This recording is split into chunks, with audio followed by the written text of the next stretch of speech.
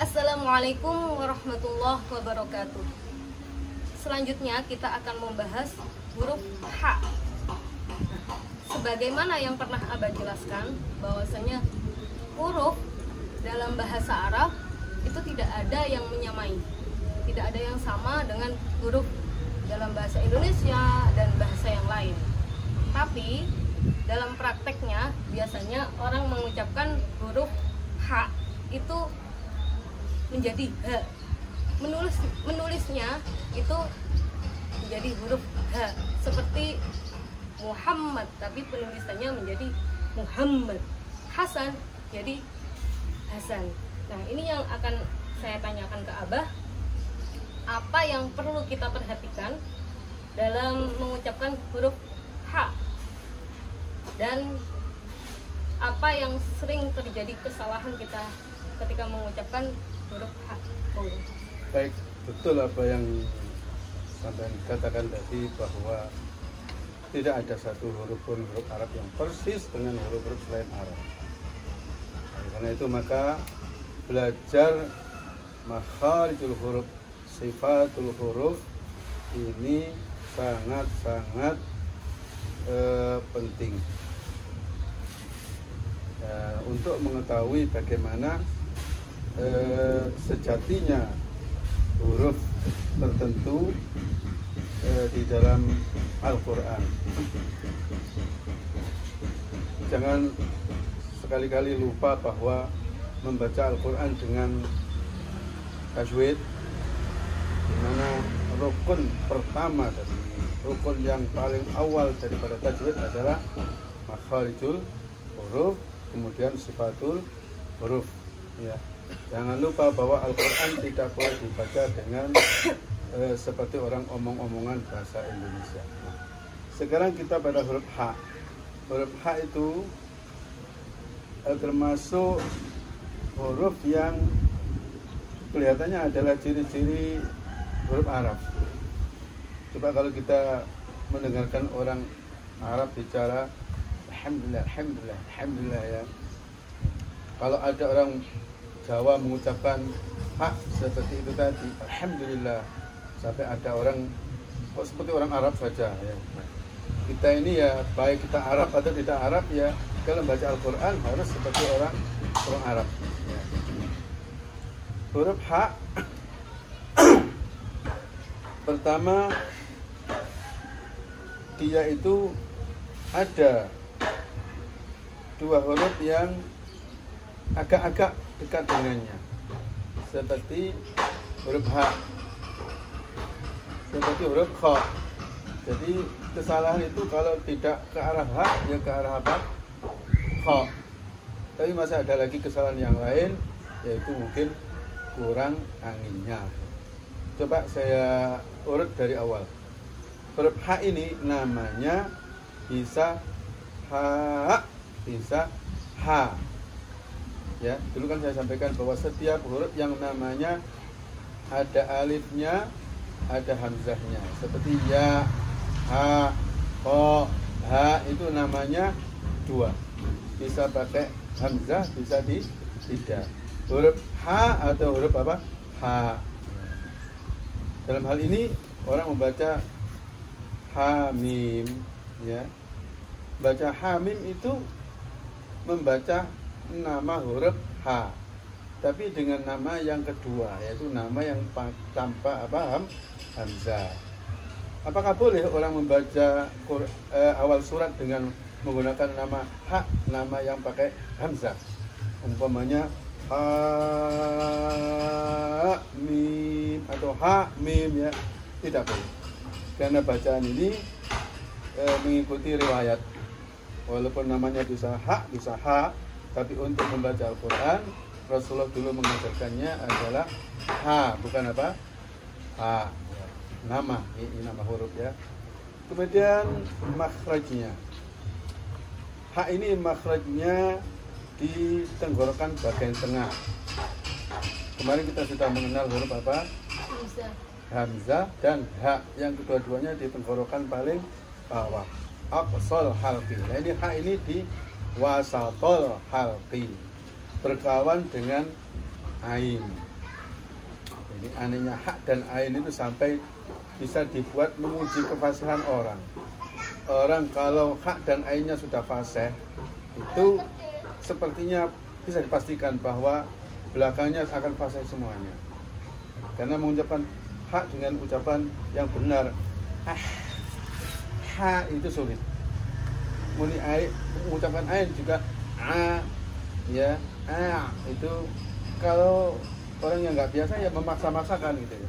Kalau dua itu sudah betul, umpamanya baca alhamdulillahirabbil alamin, ada ha, ada ain.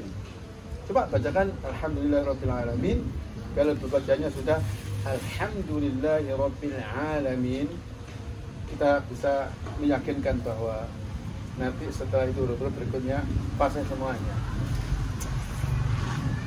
Kenapa? Karena kedua-duanya adalah huruf tenggorokan, di mana bahasa kita, bahasa Indonesia ini tidak terlalu menggunakan tenggorokan. Makhrajnya di tengah tenggorokan. Kerjanya dengan apa? Karena makhraj itu apa dengan apa dan caranya bagaimana. Kalau tanya apa dengan apa, jawabnya adalah ya tenggorokan dengan tenggorokan. Maksudnya adalah dinding tenggorokan kanan dengan dinding kiri, dinding depannya, dinding belakangnya, semuanya itu bekerja dengan cara mendekat satu sama lain atau dengan cara mencekik atau menghimpit. Adapun beda antara hak dengan ain, maka mainnya tenggorokan ini untuk hak lebih longgar daripada ain. Bisa dicoba orang mengucapkan agak negak gitu ya.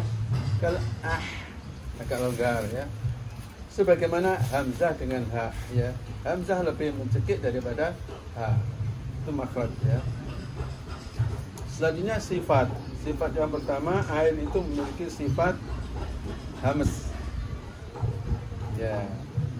Dulu orang mengartikan hamas itu desis gitu aja ya. Nah, ini sebaiknya jangan digunakan ya.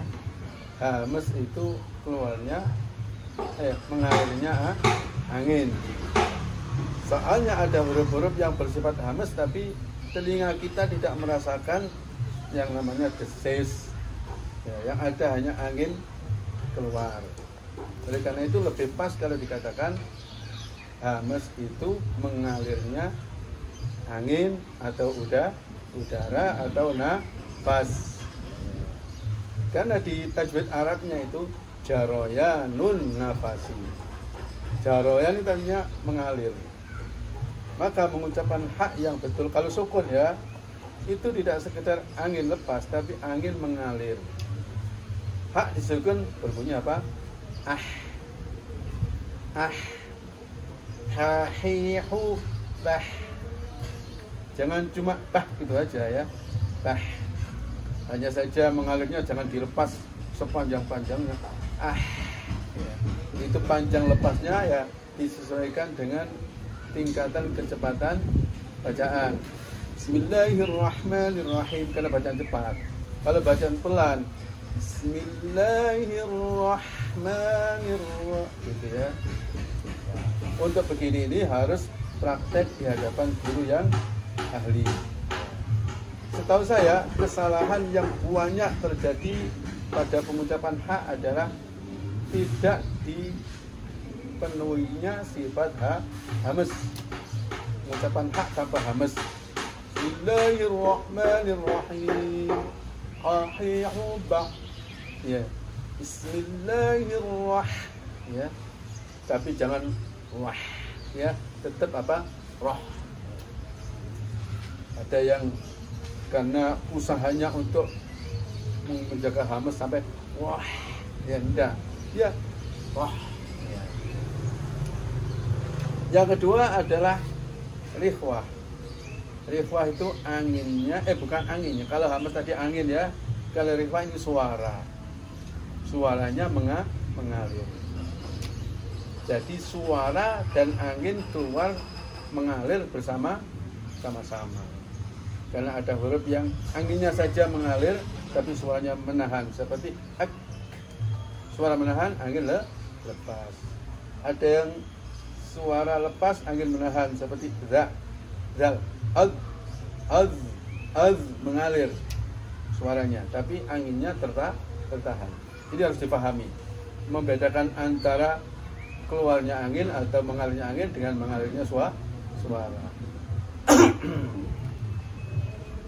Jadi anginnya mengalir, suaranya juga mengalir. Tapi kesalahan yang banyak itu justru di angin atau udara. Kemudian sifat yang ketiga yaitu tipis, yang istilah tajwidnya istifal, pangkal lidah. Kalau tajwid biasanya cuma mengatakan lidah gitu aja ya, tapi sebenarnya yang menjadi ukuran naik turunnya adalah pangkalnya, sehingga suara menjadi tipis. Tolong dimengerti bahwa tebal tipis ini bukan zat hurufnya, tapi suaranya. Jadi kalau berbunyi A berarti tipis, kalau berbunyi O berarti tebal. Karena itu kalau orang ditanya H itu tebal atau tipis, mudah sekali kita menjawab. Karena dia di fathah berbunyi apa? H. Kalau di fathah berbunyi Kho berarti tebal. H. Nah, di sini ini sepertinya jarang atau hampir nggak ada orang salah mengucapkan H menjadi apa? Kho. Termasuk sifat yang tidak perlu kita perhatikan serius-serius gitu ya. Yang diperhatikan dengan serius adalah itu tadi hames ya. Bahkan suara pun tidak begitu serius, nggak apa-apa. Secara alami orang mengucapkan H itu ya mengalir suaranya. Kemudian yang ke berapa? 4 yaitu infitah. Infitah itu pojok lidah tidak melekat. Nah ini juga sifat yang sangat-sangat tidak perlu diperhatikan. Apakah dikhawatirkan orang mengucapkan H itu lidahnya melekat ke atas? Ya hati-hati, haknya jangan lidahnya ke atas. Tidak ada ya. Yang hati-hati itu apa? Hames ya. Kemudian sifat yang ke-5 ini seperti yang berkali-kali saya sampaikan, ada 5 sifat inti seluruh huruf ya. Sifat ke-5 yaitu perjalanan huruf itu jauh atau dekat ya, karena H itu di tenggorokan, sedangkan keluarnya huruf itu dari bibir sampai keluar, dari gorokan ke bibir atau ke pojok lidah itu dianggap jauh. Oleh karena itu maka huruf ini diberi sifat ismat. Ismat itu kurang lancar atau lambat. Sudah, hanya 5 sifat ini. Setelah itu sudah tidak ada lagi. Saya masih ingatkan bahwa huruf itu memiliki sifat antara 5 sampai 6. Setelah 5 kita cari-cari kok tidak ada, berarti ya 5 itu. Adapun kesalahan yang banyak terjadi pada H, kembali lagi saya katakan tadi adalah kurang hames. Saya pernah mengajarkan pada beberapa orang untuk mempraktikkan huruf-huruf itu kepada ayat-ayat Al-Quran. Umumnya orang belajar itu tidak langsung praktek ke Al-Quran, tapi pakai umpamanya hahihubah. Orang menirukan betapa mudahnya. Atau hauhan haniha, senang-senang dia sambil goyang-goyang begitu ya, seperti belajar lagu saja. Tapi kalau sudah masuk Al-Quran sudah lupa. Bahkan saya pesan-pesan, ini nanti malam siapa yang jadi imam, tolong dimulai menggunakan hak yang benar. Bismillahirrahmanirrahim, jangan hanya Bismillahirrahmanirrahim. Mulailah pakai hak yang berhames. Bismillahirrahmanirrahim ya. Sehubungan dengan itu maka untuk melatih jangan cuma menggunakan hahihubah atau huhan hanihahna seterusnya, tapi carikanlah ayat-ayat atau penggalan-penggalan ayat yang mengulang huruf H sebanyak mungkin. Kita ulang-ulang. Umpamanya dibacakan oleh gurunya, Santi suruh mengikuti. Bismillahirrahmanirrahim. Tirukan. Harus ada anginnya ya. Wa nahnu nusabbihu bihamdik. Ada hak berapa itu? Nahnu nusabbihu bihamdik ya. Sepenggal aja sudah dapat 3 ya. Idza hadara ahadakumul maut wallahu yuhibbul muhsinin wa idza huyyitum bi tahiyyatin fahayyu bi ahsana minha aw rudduha. Jadi kalau dicari bisa dapat banyak, khusus untuk kalau kita mengajar makhraj dan sifat itu ya tolong supaya fokus kepada huruf-huruf yang sering salah itu di-drill lebih banyak ya. Jangan dibuat rata gitu aja. Terus perlu juga diperhatikan bahwa mengucapkan hak dalam keadaan dhammah, berharokat dhammah seperti hau itu agak lebih sulit daripada harokat lain. Mengucapkan ha keluarnya angin gampang. Hei juga gampang. Tapi kalau hu agak sulit. Oleh karena itu harus dilatih terus. Ini ada kumpulan huruf-huruf yang haknya berharokat dhammah. Seperti namanya innahu kana huban kabira. Huban ya. Wa man ahsanu minallahi hukma wa hurrima alaikum saydul barri ma dumtum huruma ya wa wassaynal insana biwalidayhi husna.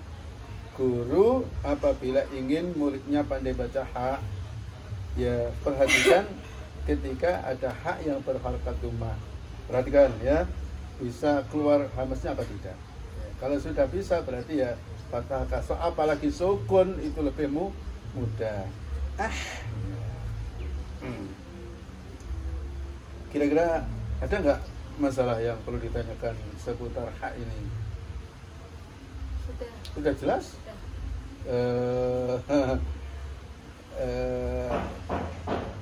Dalam cara mengajarnya kira-kira sudah bisa menguasai ya? Penjelasannya seperti ini tadi gitu ya? Belum, kalau menjelaskan kembali nanti videonya diulang-ulang lagi. Iya. Cukup lah. Karena ada kata-kata at-tariqatu ahammu minal maddah. Cara mengajar itu lebih penting daripada materinya. Kemudian wal muallimu ya ahammu minal tariqah. Ya, guru lebih penting daripada metodenya. Jadi cari guru yang punya metode mengajar yang jelas, yang menguasai metode. Mudah-mudahan bisa segera dipraktekkan mengucapkan hak yang berbeda dengan hari-hari sebelumnya, yaitu hak yang mana kesalahan paling masyhur adalah kurang hamas. Hindari baca hak, jangan seperti kok ada ngoroknya, jangan. Hindari hak, jangan sampai turun ke bawah ke hak. Menjadi ya, itu saja. Sekian, mudah-mudahan bermanfaat bagi kita semuanya, dan tolong ditularkan kepada yang lain. Assalamualaikum warahmatullahi wabarakatuh. Waalaikumsalam.